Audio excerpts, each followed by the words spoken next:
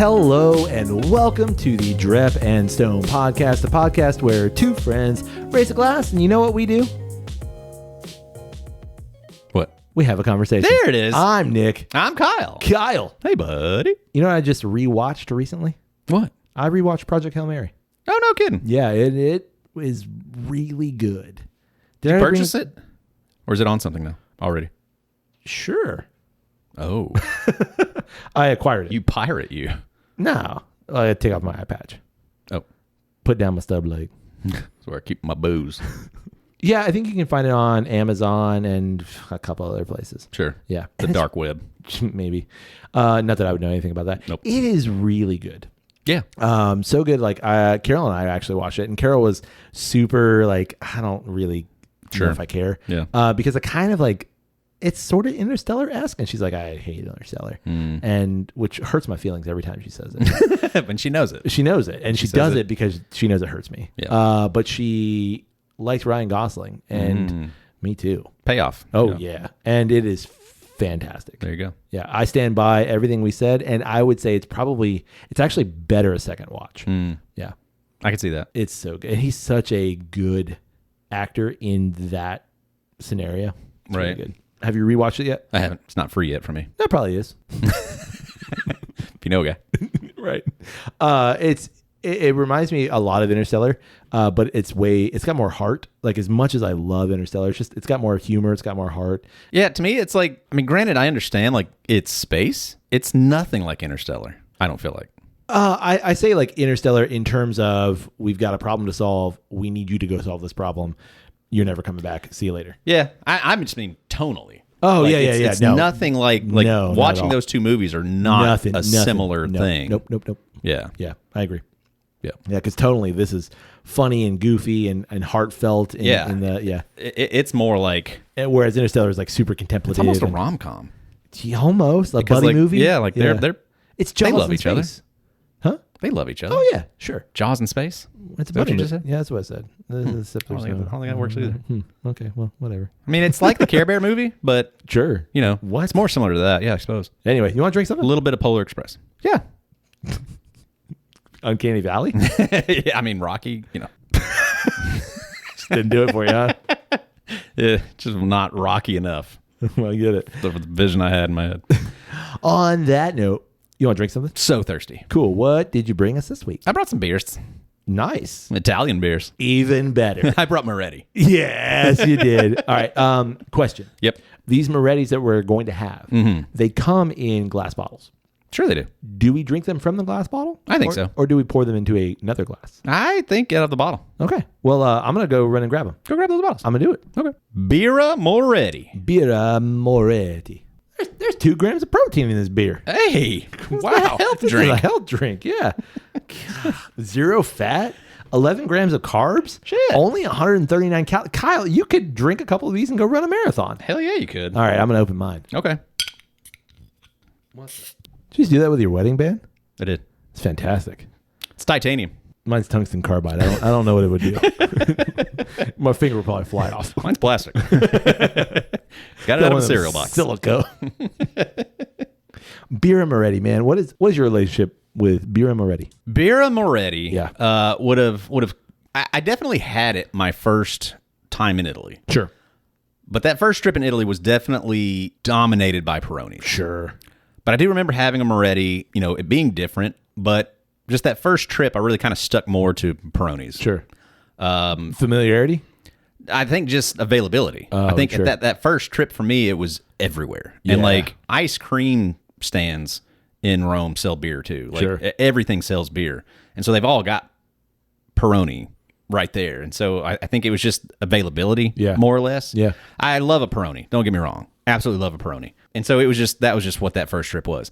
The second time that we went, trip that you were present for, that one was definitely more Moretti based. Yeah. Because for whatever reason, that trip, there were way more Moretti available options. I'm going to say, like, in my experience just in Rome and in Italy in general, definitely. Like, I saw more Moretti than I saw Peroni.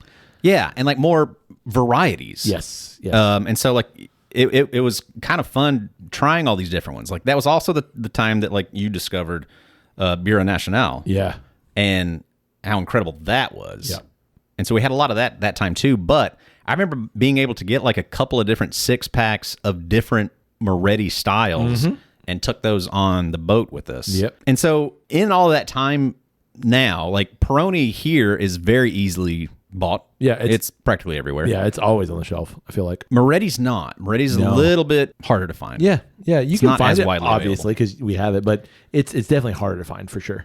But I will say that at this point in time, it is my preferred Italian beer. Is it? Over Peroni? Wow. Yeah. Wow. They had their own place in their own time. Sure. But if I'm just going to drink a beer, Yeah. I would grab a Moretti Yeah. over Peroni. Yeah, my experience obviously is linked to what you just said, but when we first landed in Rome, went to a grocery store and I knew what Peroni was, and I saw this. I was like, I have no idea what this is. Right. Just on a whim, picked it up, brought it back. Is it Irish? That guy wearing that green suit? Is it an Irish beer? Kind of look. So brought it back to the Airbnb, cracked it. Carol, I think, took a nap, and I'm like, nah, I'm going to drink this beer. Yeah. And, of course, there are like liter-size bottles or something. I forget. Yeah, you get like, them big boys. Oh, man, it was so good after that hot walk in the Roman sun. Man, it was so good. All right, on the nose? On the nose. It's got a little funk. Yeah, little European beer funk. Yeah, slightly hoppy, but just, little funky. Yep. These are crushable. I think I've actually like yet to pour one out. Yeah. To look at it. It's but golden. in my head, it's a little darker than a Peroni. Yeah, no, it definitely is. Yeah, it's golden. And it matches the flavor profile too. Yeah. A little bit more flavor than a Peroni and a little darker notes, maybe like some, I don't know, little darker malt. Yeah, I feel like it's a little bit of roasted barley, maybe. Just Sure. like a little bit in there, roasted, some sort of roasted malt. Yeah. I'm going to make a comparison, and I don't mean to offend the Italians, because I love the Italians. But I feel like Peroni is more akin to like a Bud Light. It's just it's a light beer. Sure. It definitely has more flavor. I'm not saying it's not the same. Yeah. And then a Moretti is like a Budweiser. Sure. In that kind of realm. You've got a light beer, and then you've got a beer with a little bit more flavor. Still light beer. Don't misunderstand me. Like Budweiser is still a light beer. Yeah. But one is like ultra crushable. Yep. And this one, in this case, Moretti, is still crushable, but like it's got a little bit of weight. Yep. The mouth feels a little bit heavier. It's definitely got more almost like an unctuous nature. Yeah. A little bit more like the caramelly malted notes and things. It's just delightful. Best Moretti I ever had in my life. Yeah, hit me. Florence, Italy. I was at the top of a tower. Yep. With my wife and one of my kids. Yep. My other kid was down with some other people that were traveling with us. And you texted, and like I remember watching you walk around the corner of the Duomo and walk over to my youngest child, and y'all met up, and I was like, all right, cool. Y'all found each other. Fantastic. I'm going to enjoy this view for a few more minutes. Head down. Y'all were sitting at a little table at a cafe, and I sat down, and I looked around, and there's like these gigantic pictures of Moretti. And guy came over and said, anybody need anything? I said, I need one of those. Yeah. And got one. That whole like just thing that stands out in my memory so well. Yeah. And I remember sitting there drinking that beer and like eating the popcorn or whatever they gave us to nibble on and stuff. That was fantastic. Yeah. That is one of my favorite days in Italy. Yeah. Like first of all, because we went to Florence, but also like just sat there and we had nowhere to be. We had nothing to do. With the Duomo. Right. As just the backdrop. Literally sitting right beside it. And people watching and talking and hanging out. Yeah. Yeah. I agree 100%. Good stuff. The best Moretti I had. It beats the first one I had by a mile. Country mile. A Roman mile one. Tuscan mile? Ooh, I've never been to Tuscany, so I don't know. Florence is in Tuscany. I've been to Tuscany. Yeah. Duh. Once. Yeah. I saw the Tuscans. Raiders. No. I don't know what that was. That wasn't a Tuscan Raider. It's Chewbacca yelling at him. Yeah, it's a fantastic beer. Yeah. What do you think it goes with? Because like when I think of like Italian dinner, does this go with Italian Big dinner? ass steak. Yeah, it does. Big ass thick Florentine steak. Yeah. Hell yeah. How would you like it cooked? Barely. I want it to be waved over that grill. Like it warmed slightly. Yeah. In America, we call that blue. What do you have here? We call that well done here. Well, great. Give me that. Perfect. Give me one. Yeah. And the big old chunks of potato on the side. That'd be great. God, that steak must have been what? Easy pound and a half. Sure. Yeah. Man, fantastic. Yep. How's your Moretti? Unfortunately, it's dwindling. It is. Yeah. It's a good beer, man. Yep. One of my favorites, for sure. Agreed. Speaking of favorites, you know what just released a couple weeks ago? What's that? The season 5 of Clarkson's Farm. Yes, it did. And I know we've mentioned Clarkson's Farm. I know we've talked about Clarkson's Farm on the pod before, probably several times, but I don't know if we've ever talked about Clarkson's Farm. Yeah, I don't know if we have either. So you want to talk about Clarkson's Farm? Yeah, we should do that. Yeah, we should. So the series first came out, I think I started filming in 2019, and it came out early or mid 2020. Yeah. Somewhere in there. So it was like a lockdown viewer thing. Yeah. Yeah. And since that first season, man, I love it. Yeah, we didn't discover it until last year. Or maybe 2 years ago. You guys? Yeah. Yeah. And I forget, I don't know if it was if you brought it up, if that was what made me start watching it, if it was the back when you were watching the British dude that does the plants. Oh, Monty Don. Monty Don. Yeah. And then it was a follow-up to that was have you seen this kind of a thing? I can't remember. Yeah, because you're relatively recent into it. Yeah. I know you binged all of it. Well, I never did finish season 4. I still think I had 2 or 3 episodes of season 4 that for whatever reason I never got around to finishing it. But the kids did. Yeah. My mom has. And I know you have. Yeah. But I have not for whatever finished reason season 4. The past last couple episodes. Yeah, that's all get back to. The mayhem of opening the pub and all of that. Yeah, I remember when going and picking out the pub, but I never got to them opening it. Yeah. Yeah. The farmer's dog. The farmer's dog. It's one of those shows of love him or hate him, Jeremy Clarkson makes good TV. He has a way of poking fun at other people, poking fun at himself, and that's what this is. Yeah. In terms of he did a thing. Yeah. You bought a farm. Yeah. You're a wealthy auto journalist. Right. You've made some waves here and there. You've said some things. Whatever. You got out of that. Yeah. For the most part. I mean, they were still filming some parts of the Grand Tour within the last couple of years too.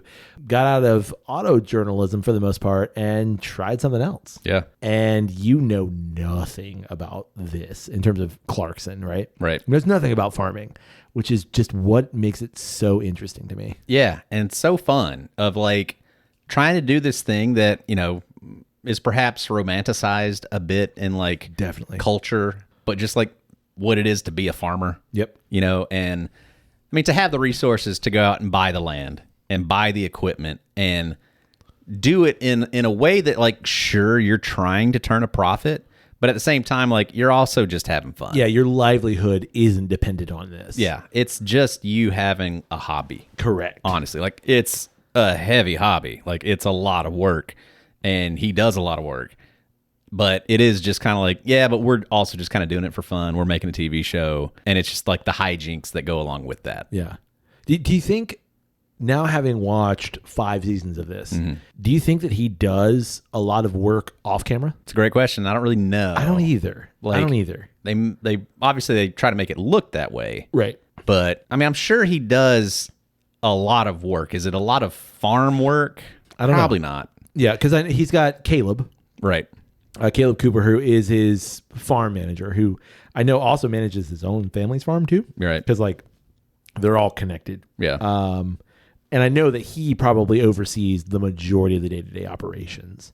But I mean, at the same time though, he's gotten to the point where he's his own celebrity. Oh yeah, over there sure. of goes on tours. Yeah. And does things that it's also you can't be doing all this by yourself either. You've got to have a team. Right. So it's I think there is a lot that doesn't get shown or explained and stuff, which is just the common thing with any reality TV show. Right. I was talking about it with my kids the other night of there are the moments where it's that's clearly scripted. Yeah, this has been staged. Yeah, and it's like whenever you see that and the veil drops, it is always just kind of annoying in a way because it's like that's not how that would really go about. Yeah, but that's too perfect. Because I think it is like so harshly juxtaposed against a moment that is natural and like when he has to like sell his pigs and stuff like that, where it's like so tough that like when you see like the kind of the more fake moments, it's like don't do that. Like just keep it real. Yeah. Well, and I think it like those real moments when someone gets hurt or something goes wrong, it's like no, that's what we want to see. Right. Yeah. And not that we want to see someone get hurt necessarily, even though it definitely is funny. But those moments that are like, this is the third take of this scene. And we can kind of tell. Because like Clarkson himself is an actor. I mean, you've been doing this for 30 years or more. So Clarkson's an actor. And Lisa, his wife, is also an actor. Yeah, at this point in time. But everybody else is not. Right. You know, they're not, they've done this for a while. Sure. They understand, you know, I'm sure more ins and outs, but they're not actors. Gerald. Yeah. Not an actor. Not an actor. Very clearly not an actor. You guys over. Yeah. That's right. Well said, Gerald. So like when they make them clearly do extra takes, then it kind of becomes like. Yeah. Like it was, we were watching an episode of the night when Lisa gets her new sheep that are like weird looking. The Easy Care sheep? Not the Easy Care ones, like those like 5 that she gets. Oh, the black face. The Scottish blackface sheep, yeah. Yeah. And like the whole thing is just set up like there's already a cage with straw and they're already there. They're not being unloaded or anything. And like they all just kind of walk in and Jeremy's like, what's this? Yeah. And it's like. Y'all had no conversation? This. Y'all know that what like, you know that's there. Like, why are you playing it up as just like, what is this? And yeah. And the same thing when she got the hens that she got this season, where it's just they're so goofy about it that it's like you don't need to do that. Like, I'm here for the show. Like, you could just be honest about it. Like, y'all could have a conversation where like, I think I'm gonna get some hens. Yeah. I don't think that's a good idea. I'm gonna get some hens. Okay. Yeah. And then they get there, and then like, here's the hens. They're loud. Yeah. They're really loud. Guinea fowl? Holy crap. Like, they're really loud. Like, yeah. Did you know they're this loud? They're really loud. Like, that would have been entertaining enough. Like, that's what we're here for. Exactly. You don't need to, like, play up this, like, scene. Well, in the episode that I don't think you've seen yet, where Clarkson invites an ornithologist to come to the farm and, like, you know, these birds that have traveled thousands of miles from Africa and they're nesting here in central Britain. It's like those things are very clearly staged too, where she's like supposed to be playing this activist kind of character and she's yelling at Caleb and Caleb's just kind of like, whatever. Right. Not in the way that like a farmer would be like, I have to do this field because of my cows. Just in like we've done this scene 3 times. Right. Yeah. And I'm over it. You know, I don't want to do it anymore. So like, yeah, I agree with you. When you peel back that veil or when the peek behind the curtain a little bit, you're like, come on. Right. But as a whole, it's such a good look at, even in the scripted moments of farming life. Farming life in the Cotswolds. Yeah, correct. Yeah, it's very idyllic. It's gorgeous. And it is fun to just kind of like daydream about like how much fun that would be. Yeah. To just have that kind of ability to play around. Yeah. And farm. Well, and that's, I think for me, and we kind of already touched on this a little bit, like this is a hobby. This isn't his livelihood. Obviously you don't want to lose money necessarily, but you're okay with losing money. But you're also like doing a show for Amazon. So like you're also making money doing the thing. Correct. You know, whereas, you know, some family farmer in Nebraska, like if this crop doesn't grow, it's not like bummer. It's like, well, we're fucked. Right. You know what I mean? Yeah. Like they always kind of like loosely kind of show at the end of each season, like how much they made or lost or whatever and costs and things like that. And it's always fun, but like it is like an interesting, like it does open your eyes to like, no, like, but like, you know, like obviously we're just doing this for fun, right? As a side project kind of a thing, but you see how this would affect somebody who was really trying to do this thing. And I think that that's something that I've really enjoyed watching Clarkson actually learn those things. Right. In terms of being an advocate who already has this platform, who already has he's a relatively large celebrity in Britain, and people know him around the world. So you already have this platform, and then this guy is learning more things, and he's clearly an outsider. Everyone knows he's an outsider, and this buffoon of a farmer, if you will, but yet he's learning more. And in this current season that's just been released a couple weeks ago, he's clearly using that platform to raise more awareness for England's farmers. Right. Of like, look, we will not exist in 5 years if the current government doesn't figure out how to support Britain's farmers. Right. And honestly, it's the same. Not that I'm a farmer by any means, and I don't really know that life, but I know that it's the same here in America. That like these kind of things are so easily looked over and maybe looked past and looked down upon and all those things because, oh, well, our food just exists, but someone is growing that food. Right. And how easy it is to forget that. Right. And that's something that I think that the show, and by virtue, Clarkson himself has done really well. Yeah, agreed. Who's your favorite character? And I say character, like these are real people, but they are also kind of caricatures in a way. I certainly watched the show because of Jeremy. Yeah. And I think if it was anybody else, I don't know if I would be as drawn to the show. Certainly in season 1 and season 2, it was probably Caleb. Yeah. But he's kind of like, I don't know. Like now in the later seasons, like not that I need him to like grow and change or anything like that, but it's just kind of like, I don't know if it's the things that made you interesting those first couple of seasons. Now it's kind of like, okay. In one of the early episodes of this season, they go to Denmark. Yeah. And it's still like they're still kind of playing the same jokes of like Caleb's dumb. Caleb, he only knows country bumpkin. Yeah, this kind of thing. But it's like at this point in time, like you've seen enough and been around enough. Like sure, but the looks, goodness, I don't disagree. But the looks on his face when they're like traveling on the channel, sure, and like when he goes to Denmark, do look to me like I've never been out of England. Whoa, like I'm in Denmark now. We traveled in season 5 on a TV show on Amazon. Yeah, I see what you're saying. And you've been traveling. You've had to at this point. You've been traveling all over at least the UK. I would say definitely all over the UK. I just would be shocked if at this point you haven't. It's Europe. Like it's so easy to get around. I mean, it could be genuine, but like I don't know. That was just another one of those things to me where I just kind of felt like you're at least internet famous. True. Going to another farm in another country, I just don't feel like would be that. Like I'm in a. Well, he makes a comment. This because like when they go to that one that's like the floating farm, I didn't feel like he was impressed by it, but he wasn't like. I mean, granted, like that one was so technologically advanced. Yeah.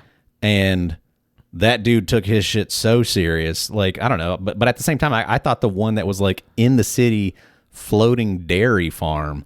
That was like cool. That's mind blowing to me. Like y'all figured this out. Like this is crazy cool. Yeah, I don't know. Like he asked a question that he's like honestly a good question. He says something like, "Is the air the same in Denmark?"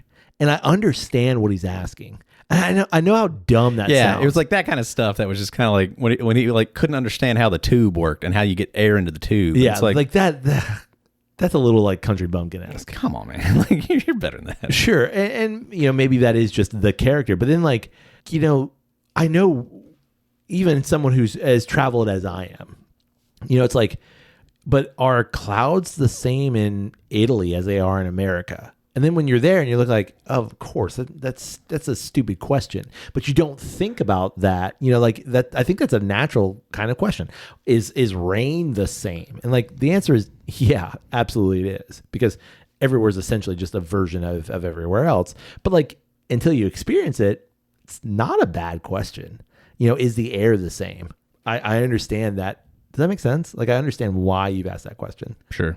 But I also agree with you, like, at some point, like how country bumpkin do you become, Yeah, like I mean, like the first time that he goes to London in like season 2 or 3 with his wasabi was funny. Yes, it was like really funny. But now you've been to London a couple times. Yeah, and like, come on now.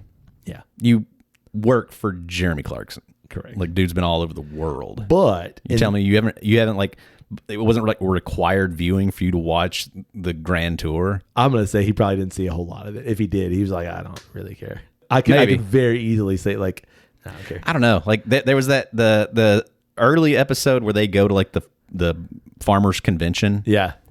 And you see him as part of a panel. Oh, yeah. I think there you saw just a brief little glimpse of real Caleb and not TV show Caleb. Oh, that's he talked a little different, and he had a much more astute kind of tone to him, and was like very clearly like dictating his kind of perspective on things and stuff. And it was like, I see it. That's what it is. I see it right there. Okay. And so like now when you're talking about like you don't understand how air in a tube works, it's like it's not the same guy. Like this is an actor. This is the character. Yeah.